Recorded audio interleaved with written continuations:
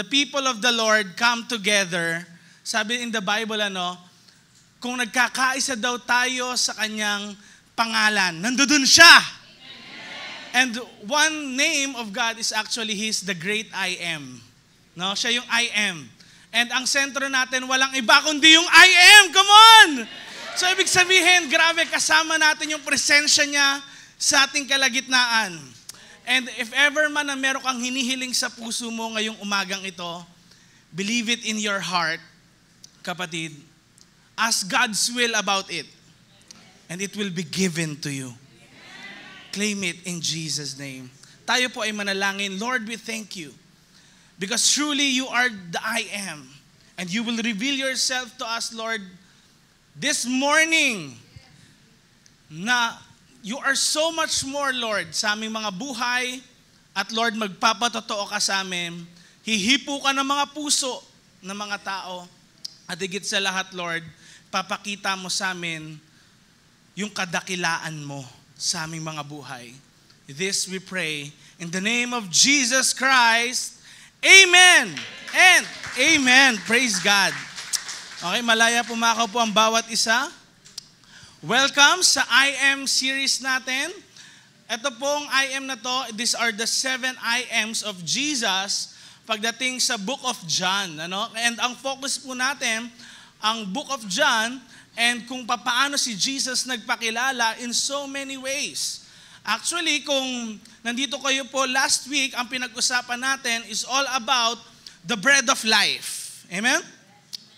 And how important that bread of life is, actually, yung bread na ito, hindi siya talaga yung tinapay, pero metaphorically po, siya yung bread na pwedeng makapagbigay sa atin ng kalakasan, makapagbigay sa atin ng kagalingan, siya rin yung magbabago ng inward life natin. Kaya ang bread of life, una sa lahat, tinatawag na inward necessity. Dahil hindi tayo mabubuhay, tama ba, sa ating physical life, kung wala tayong kinakain o taglay-taglay na pagkain, na tinapay. Kung wala tayong pinapapasok sa ating physical na katawan na pagkain. And nung ancient times, ang bread of life, talagang yan po yung pagkain nila. No? Yan yung main dish nila. Sa atin lang sa Philippines, kanin. Pero in ancient times, lalo na po sa Middle East, tinapay po talaga yung kinakain nila. So, napaka-important nito para sa katawan ng tao.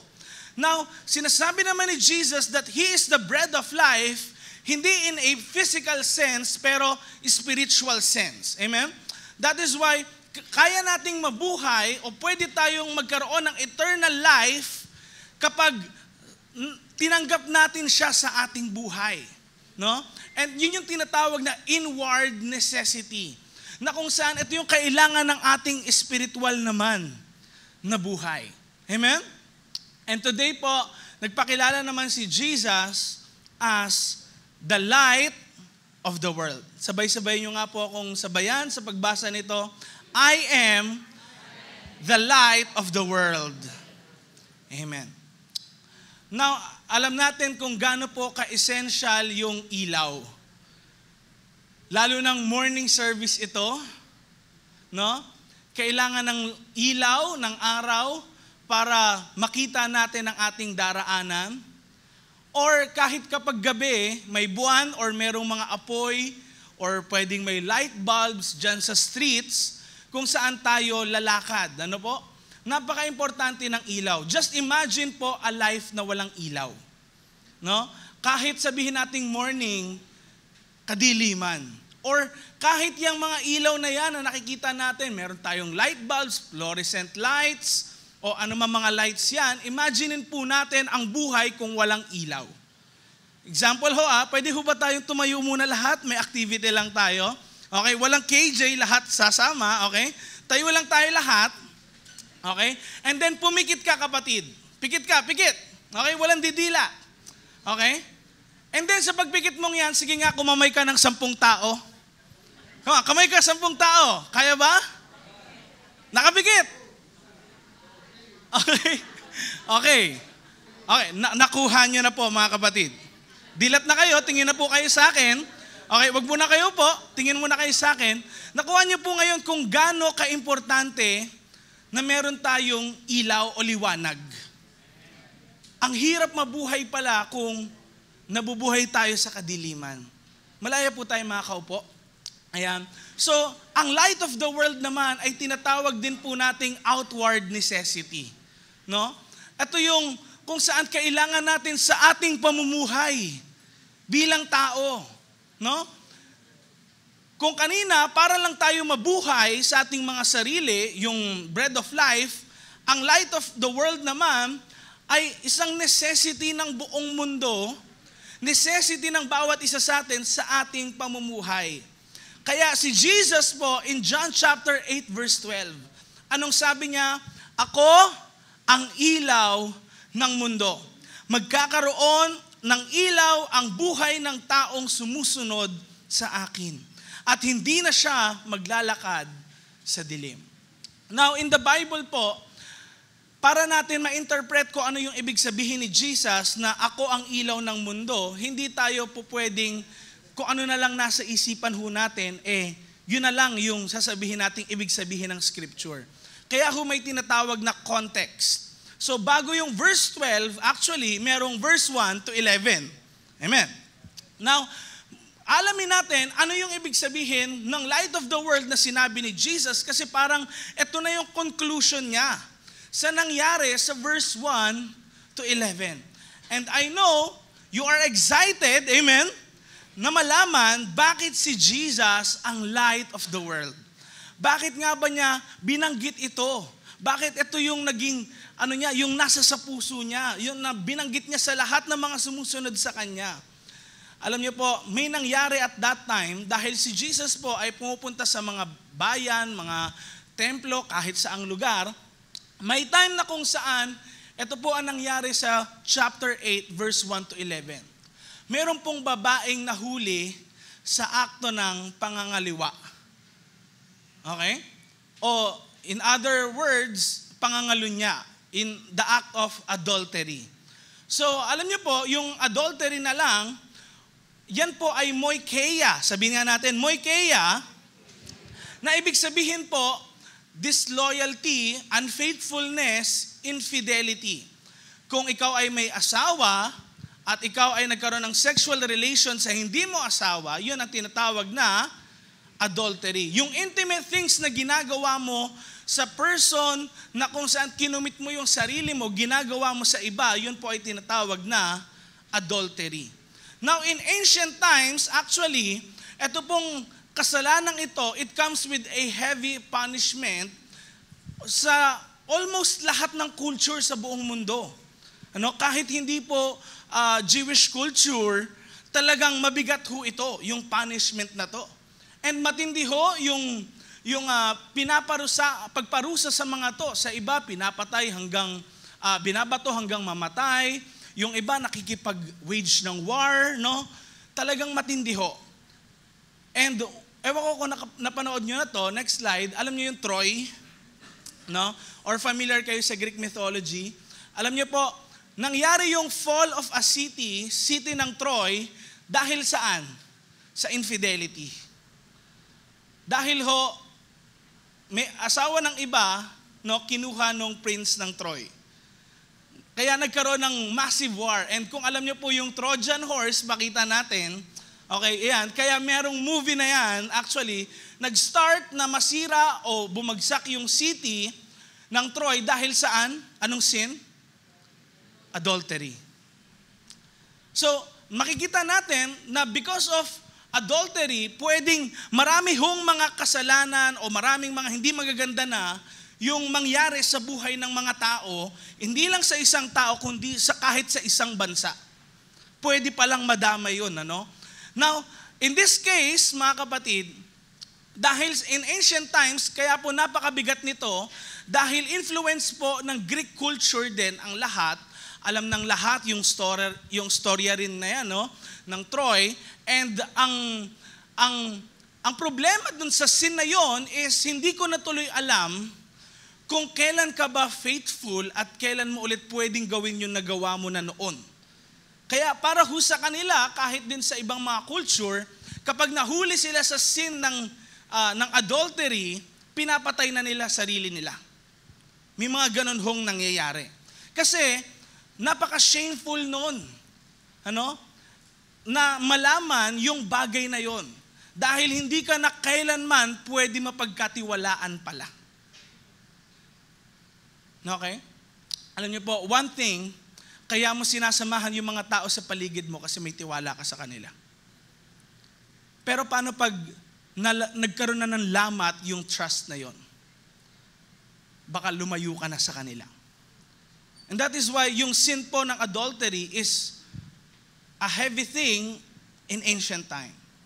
Now, moving on dito sa ating text, so pumunta po si Jesus sa Mount of Olives, and then kinabukasan, bumalik siya sa temple, nag-gather siya ng mga tao, nagturo siya, and then suddenly, dumating po itong mga teachers of the law, ito yung mga Pharisees. Sabihin nga natin, Pharisees, na kung saan, though sila po yung masusi na nag-aaral ng Word of God, pero it's another sect po sa Judaism. So meron silang grupo na pinaniniwalaan na iba rin dun sa ibang mga groups. Then sila rin naman po, they know about the Word of God, nagbabasa sila, pero actually, hindi nila ito na-apply ng tama naman sa kanilang mga buhay. Ngayon, may kasama sila. Nung una, actually, sila-sila lang, ina-interrogate lang nila si Jesus. Ngayon, may kasama sila. Sino yung kasama nila? Isa pong babaeng nahuli sa pangangaliwa. Now, ang tanong po, para sa akin, nung binabasa ko ito, bakit nga yung babae lang yung hinuli, yung lalaki hindi? So, malinis sa aking pagbabasa po na ito na meron silang ploy, meron silang klase ng, meron silang agenda behind it, itong mga Pharisees na to. Gusto nilang, subukan si Jesus. Kung ano ba yung sasabihin niya. Kasi, sa isang kasalanan, syempre may involved din na iba, kailangan kasama rin ho yun, yung lalaki, In this case, talagang pinahiya nila yung babae sa harap ng maraming mga tao. And just imagine, tingnan niyo po yung sabi, pinatayo nila ang babae sa harap ng lahat. Imagine ho ninyo. Kung meron ho kayong kasalanan, in-announce sa buong barangay. In-announce sa lahat ng kamag-anak mo, sa buong NCR, at sa buong bansa. Parang ganun na ho nangyari. Pinatayo siya sa harapan ng maraming tao. So just imagine po yung kahihiyan na yon sa kanyang buhay. Now, hindi ho maganda yon na yung kasalanan, pero on the other hand, sabi ni Jesus, kung nagkasala man ng isang tao, dapat yung kaparusahan sa kasalanan niya, pantay lang dun sa nagawa niyang kasalanan. Kaya meron ding pananalita talagang eye for an eye, tooth for a tooth, kailangan same lang. Pero ngayon, si Jesus, he was this one na promoter siya ng love. Naririnig yun ng mga Pharisees. Gusto nilang alamin kung ang gagawin ba ni Jesus ay patatawarin tong babaeng to o hindi. Dahil syempre nga naman, kapag ginawa niya, sinabi niya, wag niyo na patayin yan, pinatawad na siya ni Lord. Anong mangyayari? Sabihin nila na, sabi sa book ni Moses, gawin daw to sa lahat ng nangangalunya. So makikita ho natin, meron talaga silang agenda dito kay Jesus. And sinabi na nga po nila, teacher, huling-huli sa akto ng pangangaliwa ang babaeng ito. Inutos sa law ni Moses na dapat batuhin siya hanggang mamatay. Anong masasabi mo? Alam niyo po, makikilala tayo, una sa lahat, ng mga taong nakapaligid sa atin, pag po nasa situation tayo na parang naiipit na tayo. And si Jesus, nung nasa situation siya na to, kaharap ho ang maraming mga tao, nandoon yung mga accusers niya, merong mga nasadlak na, yan, yung babae na yan, no? And then, tinatanong yung opinion niya. Actually, minsan tayo yung mag-i-step backward, no? Wala tayong gagawin, pero ano kaya yung magiging response natin kung tayo rin mismo nandoon sa lugar na yon? Now, si Jesus has an interesting response dahil alam niya rin naman na para mahuli lang siya no, na mali yung sinasabi niya, kaya nila to ginagawa. Ang response ni Jesus, hindi po siya nagsasalita agad. Pero what he did is yumuko siya tapos nagsulat sa lupa gamit ang daliri niya. So in short, hindi niya sinagot agad yung mga Pharisees. Alam niyo po, one thing that I noticed, kapag kaharap ni Jesus yung mga religious leaders or anyone na kung saan nagtetest sa kanya, sa kanyang divinity or even dun sa pagkakatawag sa kanya ni Lord, actually, laging hindi niya muna to sinasagot or ang sagot niya, patanong ulit pabalik. Ganun, ano? Ganun lang lagi. Now, tingnan nyo ngayon. Tuloy yung mga tao sa pagtatanong kay Jesus, and then, siyempre, ang marami ng tanong, ano? Hindi lang isa nagsasalita. Then, ngayon, siya yung nagsabi ng ganito po. Kung sino sa inyo ang walang kasalanan, siya ang unang bumato sa babaeng ito. Ang simple lang ho ng sinabi ni Jesus, no? Dahil excited na sila bumato, lahat, perhaps, no? Nakita na ni Jesus yon sa kanila, excited na sila kasi nasabi nga sa aklat ni Moses, then di naman nagsasalita si Jesus, hindi niya dinedefend yung babae. Ang sabi ni Jesus, kung sino sa inyo ang walang kasalanan, siya ang unang bumato sa babaeng ito. Now, the light of the world actually nag-i-illumines, nagpinapakita nito kung ano talaga yung nasa kadiliman. Amen? Kahit anong bagay ang hawakan mo, pwede ka mag-assume kung ano man yan, pero make sure mo lang ang isang bagay kung ano talaga siya pag nakita ito na merong ilaw o merong liwanag. Now, pinapakita ni Jesus kung ano yung puso ng bawat isa sa kanila. At pinapakita rin ni Jesus kung anong meron bilang light of the world. Now, una po sa lahat, siya ay nagbibigay ng kalayaan. Si Jesus po bilang light of the world ay nagbibigay ng kalayaan. Dahil napapakita ng liwanag kung ano ang nasa paligid nito at kung ano yung gustong makita, nagiging malaya ngayon kumilos ang isang tao at nakikita rin niya yung kanyang sarili. Now, tignan ho natin ang picture na to na nasa isang campfire sila. For sure, kung kanina, nahirapan ka sa pagkamay ng 10 tao. Sinong nahirapan dito doon? No? Nahirapan tayo dahil bakit? Wala kang nakikitang liwanag. Pero pag may nakita kang liwanag, for sure, gusto mong puntahan yon. Yung place na yon. And alam mo sa sarili mo, doon ka lang makakakilos, doon ka lang makakagalaw, doon mo lang makikita kung ano yung totoong kalagayan mo kapag merong liwanag. Hindi mo makikita sa sarili mo na marumi ka pala kung walang liwanag. At hindi ka rin malaya pong makakagalaw kung walang liwanag. Kaya kitang-kita ko kayo. Nung sinabi kong, kamayan mo ang 10 tao, yung iba,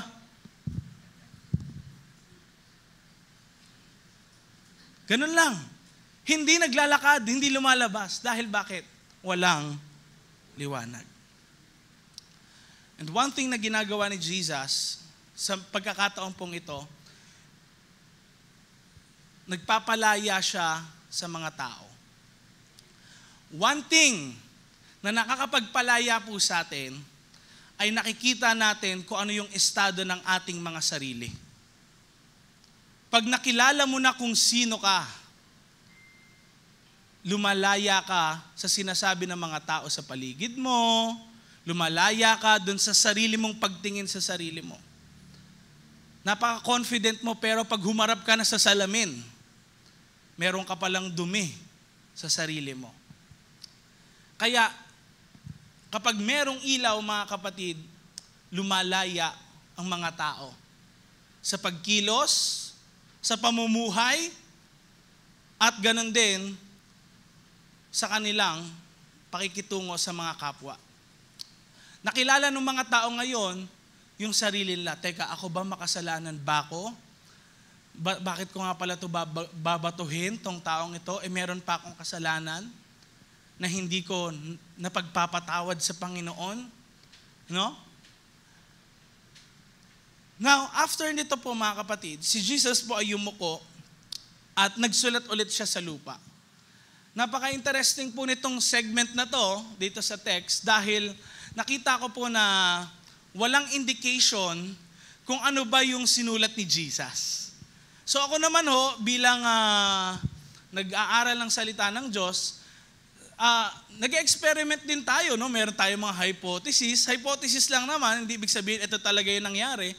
Pero maaaring mga pwede pong nangyari na sinulat niya. Okay? Hindi po ito parang galing sa iba or akin ito, sa pagtingin ko lang. Siguro ang sinulat ni Jesus ay ito.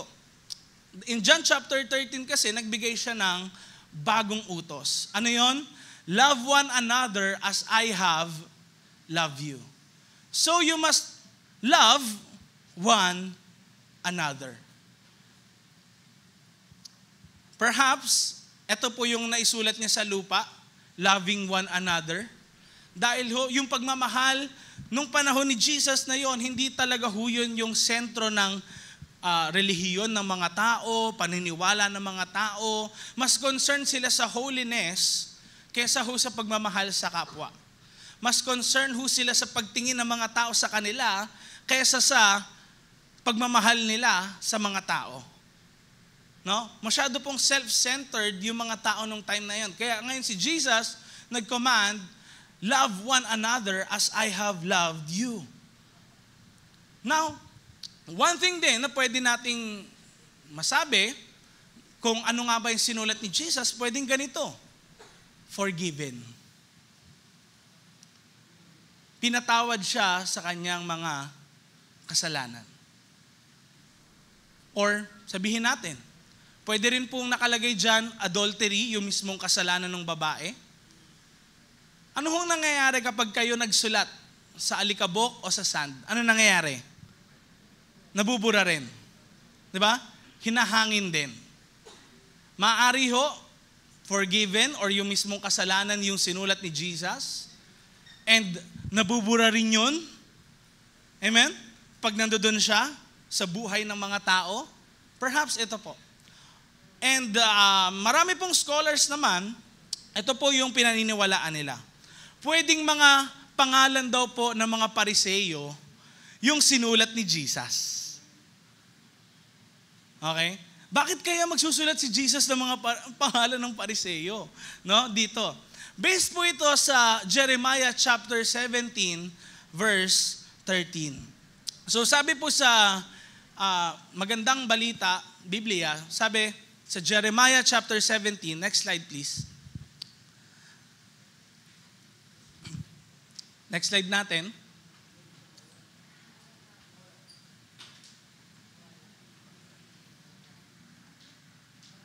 Meron. Jeremiah 17:13. Wala. Hindi, doon, wala. Ayan. Okay. Anong sabi ngayon? Sabay-sabay nating basahin. Ikaw, Yahweh, ang pag-asa ng Israel. Mapapahiya ang lahat ng magtatakwil sa iyo. Maglalaho silang gaya ng pangalang isinulat sa alikabok. Sapagkat itinakwil ka nila, Yahweh, ang bukal ng tubig na nagbibigay buhay. So, Probably daw, kaya sabi ng maraming scholars po, ang inilagay na, sinulat ni Jesus dito dahil, di ba, nauna nagsusulat na siya, then tinatanong siya ng maraming tao, pinutol niya yung pagsusulat niya, then nagsalita siya, nagsulat ulit siya. Kaya ganun parang kahaba yung sinulat niya ay dahil baka daw sinulat yung pangalan ng maraming mga Pharisees, no? Ganon. Na ano daw ang sabi dito sa Jeremiah chapter 17 verse 13? Maglalaho silang gaya ng pangalang isinulat sa alikabok. Anong mangyayari? Ba't maglalaho sila?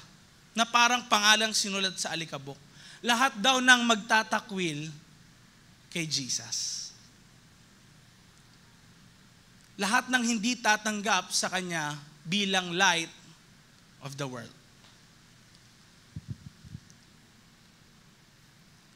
Now, alam ni Lord yung motive ng heart ng bawat isa. Alam natin yan.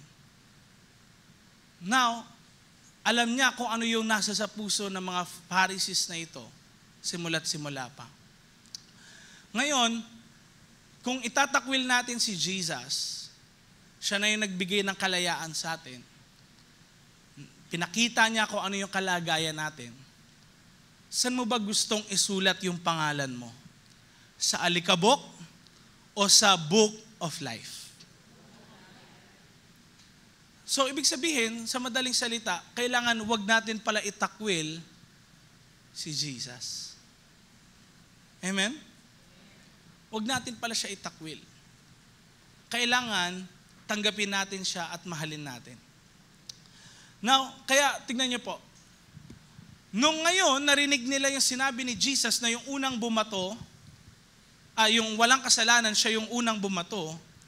Pagkarinig nito, verse 9, isa-isa po silang umalis. Simula sa matanda, no? So, sino kaya yung pinakamatanda dito? No? Parang gano'n, na unang umalis. Then hanggang sa pinakabata, hanggang sa bata. For sure, bakit kaya sinabing hanggang sa pinakamatanda yung umalis? Mas matanda tayo, syempre, mas alam natin, mas marami tayong kasalanang nagawa. Amen?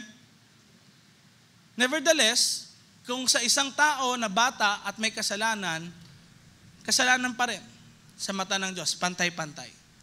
Pero alam natin sa sarili natin, the more we live, the more we sin. That's the truth eh. The more we live, the more we sin. Pero the more we need God sa buhay natin. Kaya kailangan natin si Jesus. Now, ang question dito, sino nga kaya yung pwedeng bumato dun sa babae? Dahil nagsialisa na ang mga tao eh. Naiwan na lang sino? Si Jesus.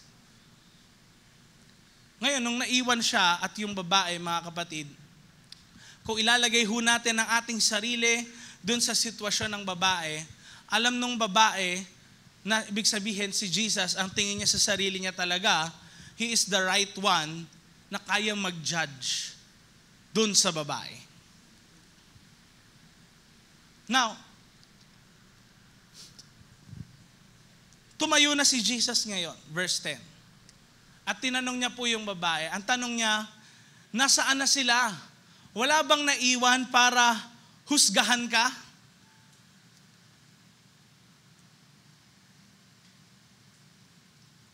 Perhaps, mga kapatid, maraming mga tao sinasabing wala na tayong pag-asa.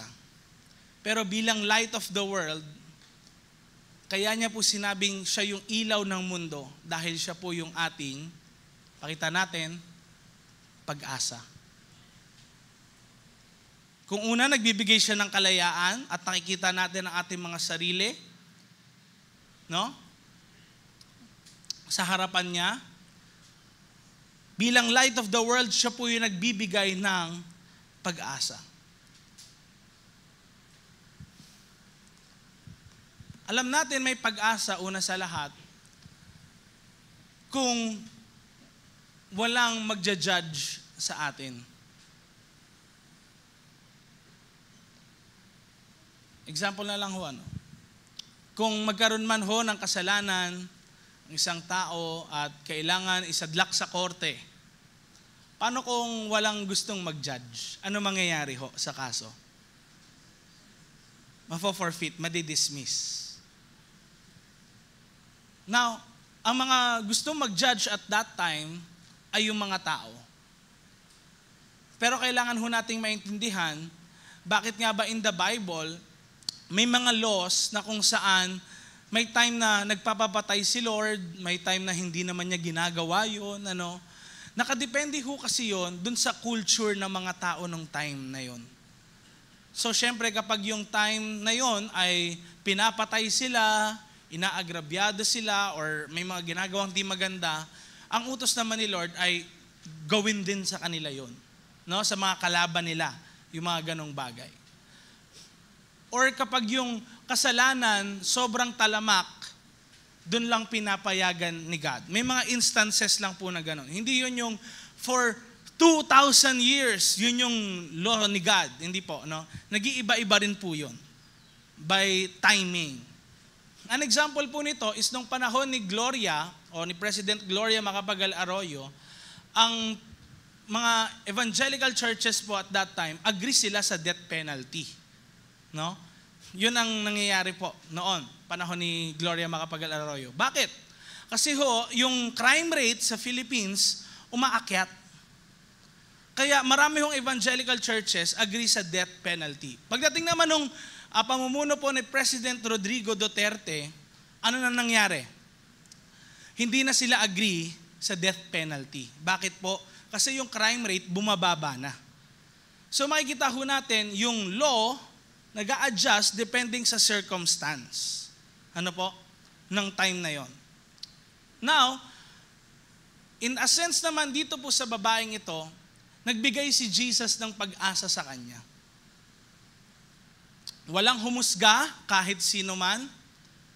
Ngayon si Jesus, nagbibigay siya ngayon ng pag-asa sa babae.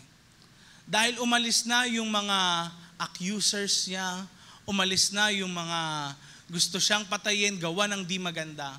Ngayon binibigay niya ng pag-asa yung babae. Kaya ho kanina, di ba, natanong niya, nasa na sila? Wala bang naiwan para husgahan ka?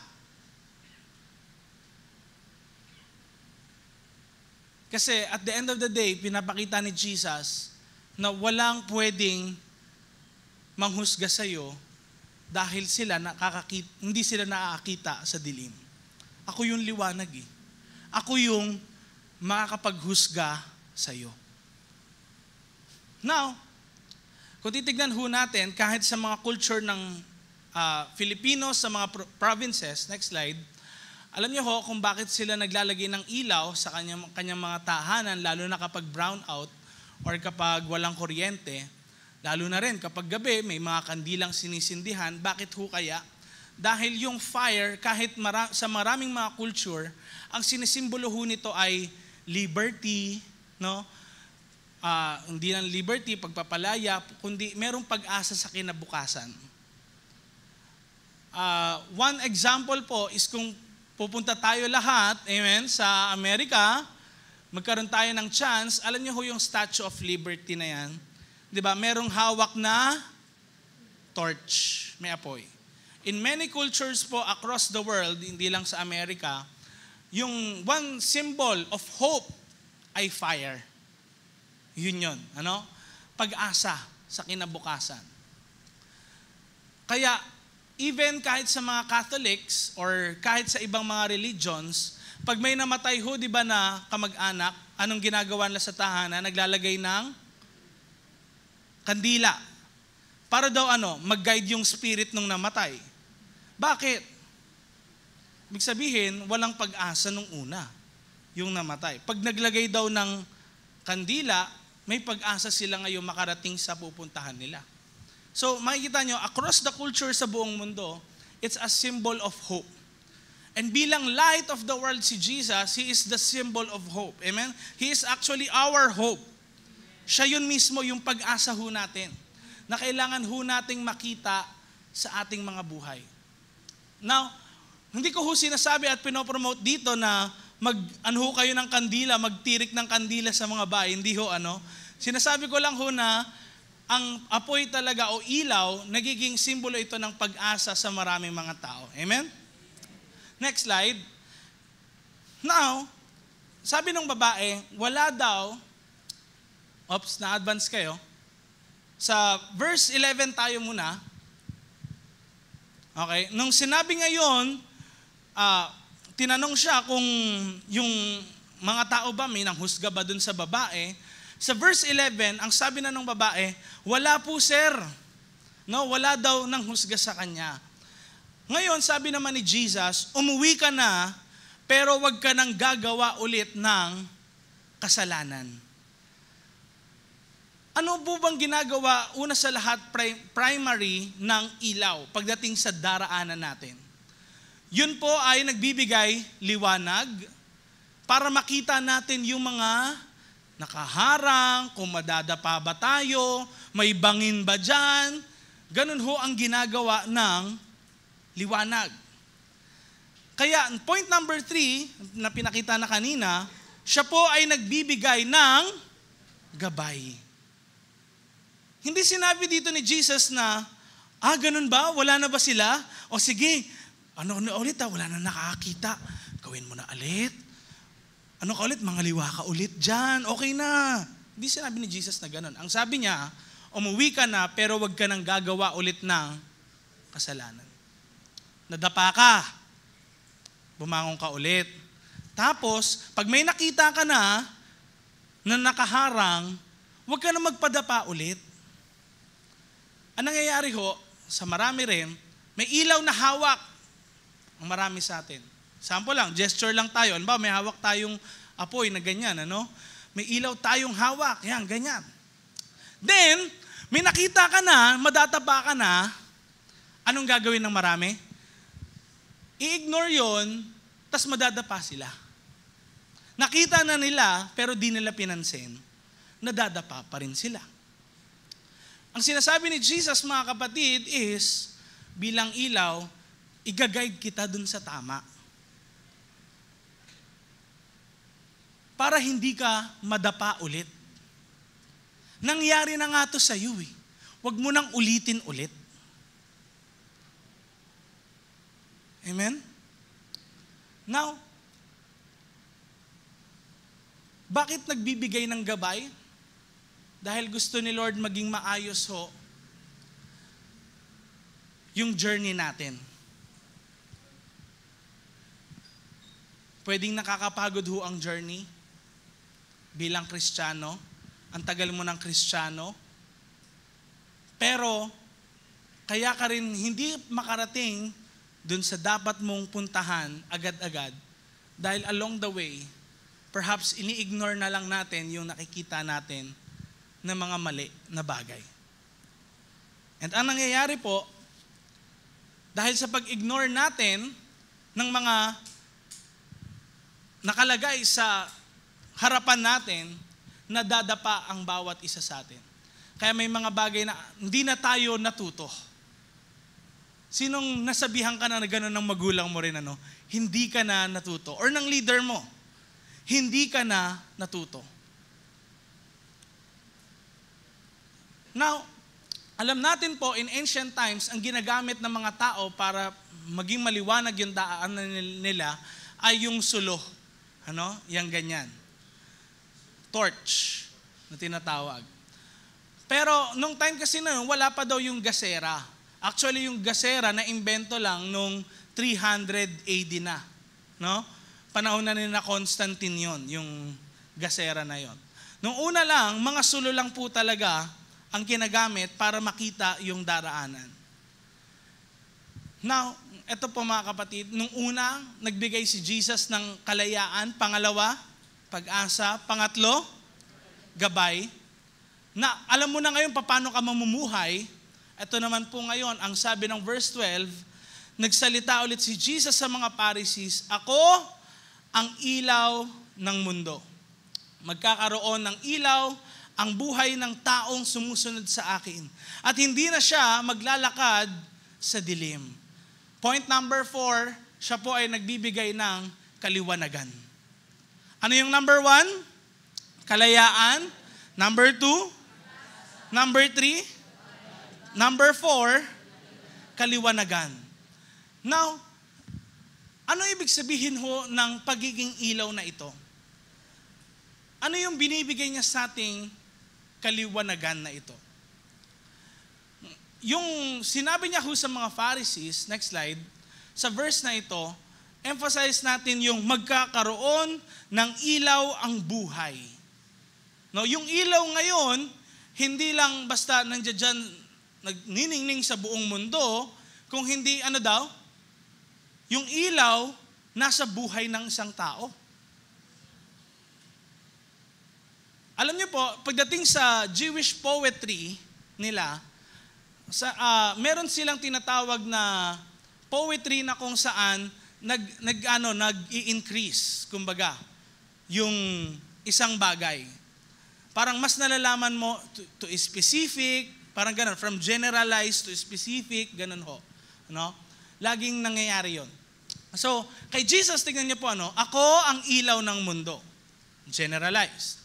Ngayon, sabi niya, magkakaroon ng ilaw ang buhay ng tao na sumusunod sa akin. No? Nakita niyo ho? From the world, pumunta ngayon sa buhay ng isang tao. Now, pag sinabi hong buhay, tumutukoy ho ito sa Zoe. Next slide. Zoe. Hindi ho sa bios.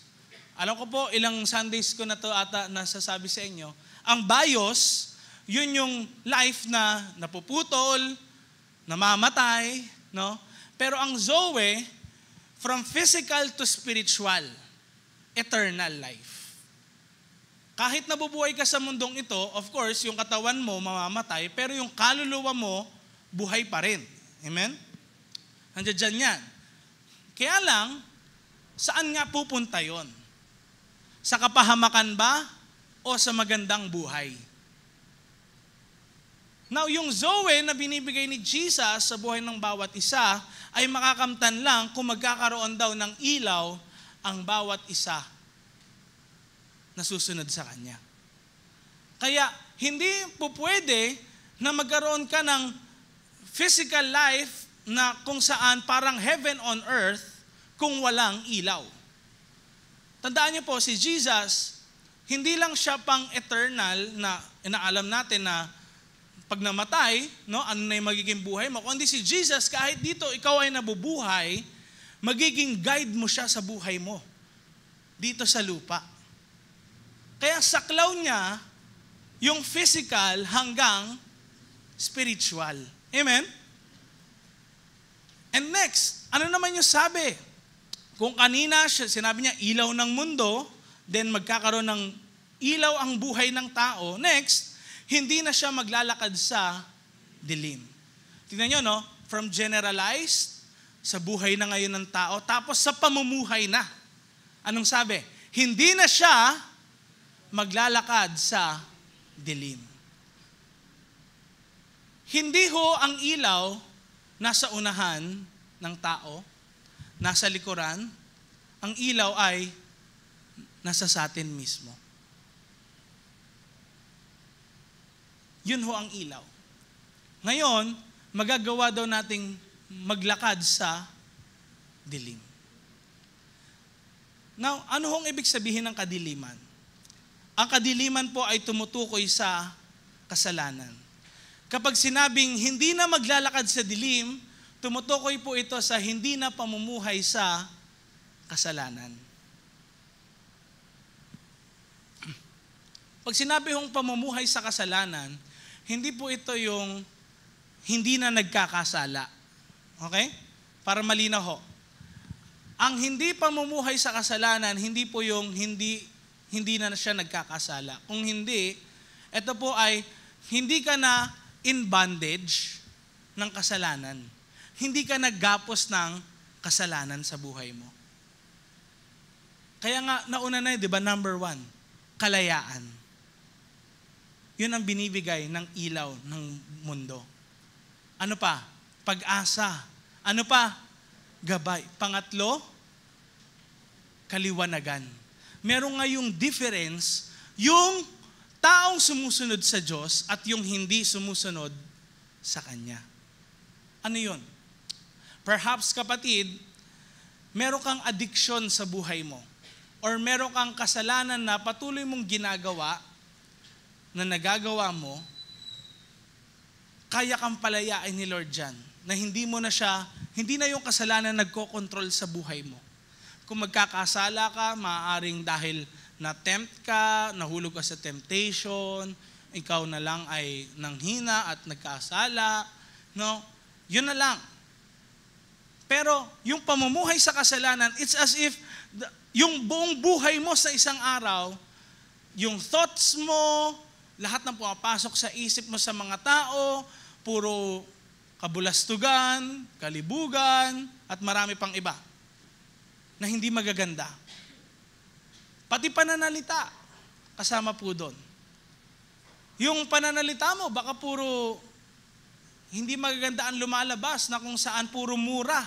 Hindi naman ganun yung mga taong sinasabihan mo pero sinasabi mo sa kanila. So, makikita natin, it is a life na namumuhay sa kasalanan. Hindi ho isang area lang, kung hindi buong buhay niya, may naka-attach na kasalanan doon. And ito po yung binibigay ni Jesus sa bawat isa sa atin. Ano yun? Kalayaan sa lahat. Now, hindi ko po alam yung buhay ng bawat isa sa atin, kung ano yung buhay ng katabi mo, personal life mo, wala po akong alam. Pero one thing is for sure, lahat tayo in one way or another, nagkakaroon ng mga kasalanan, may mga kasalanan tayong nagagawa. Pero tandaan ho natin na ang ating Panginoong Jesus ay nagbibigay ng pangalawang pagkakataon. Na hindi ka na mamumuhay ulit sa kasalanan. Kaya kanyang palayain dyan. Kung bumabalik ka sa bisyo mo dati, no, sa paraan ng pananalita mo, kaya niyang baguhin yan sa iyong buhay. Amen? Basahin po natin ang conclusion natin.